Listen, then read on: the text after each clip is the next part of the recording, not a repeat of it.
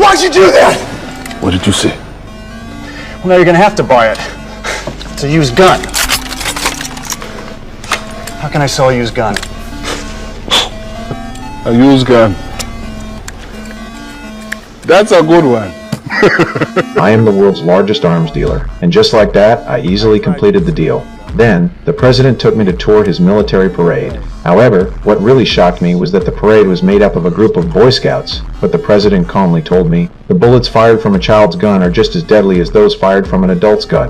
In 1995, Liberia in Africa, a land of freedom for black people, and a haven for arms smugglers. During the Civil War, I was in Africa, forming close business relationships with powerful figures from various countries, and my business kept growing. One day, my private plane was loaded with weapons, heading to Africa. Unexpectedly, in the air, I encountered an international police officer, who immediately opened fire on my plane, ordering me to land immediately. To avoid getting caught, I instructed the pilot to forcefully land on a busy village road. I had to destroy all the evidence before the police arrived. I opened the plane door, lowered the stairs, then grabbed an AK and handed it to a villager. Hey, free sample. Tell your friends. Seeing this freebie, the villagers rushed onto the plane, some with grenades, some with guns, others with bullets, and some even carried boxes of weapons back home.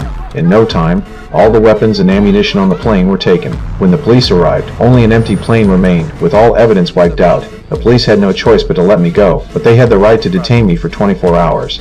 During that time, I witnessed the villagers' abilities firsthand. In less than a day, the group had stripped the plane down to just its frame, and in the end, even the tires were gone. Back at the hotel, I found the president waiting for me. It turned out, he had found the informant, and it was my competitor Weiss. The president handed me a pistol, and then shook my hand.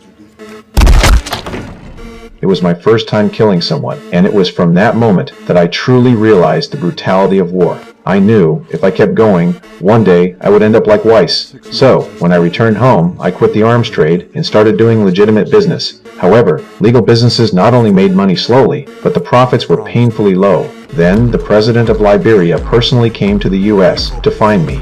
He said, the wars in Africa were becoming more intense, and he urgently needed a large amount of weapons. But I refused him on the spot. I told the president I had washed my hands of it and retired from the trade, but the president seemed to misunderstand and directly handed me a diamond, shoving it into my hand. Looking at the diamond, I gave in. I decided to go back to my old business.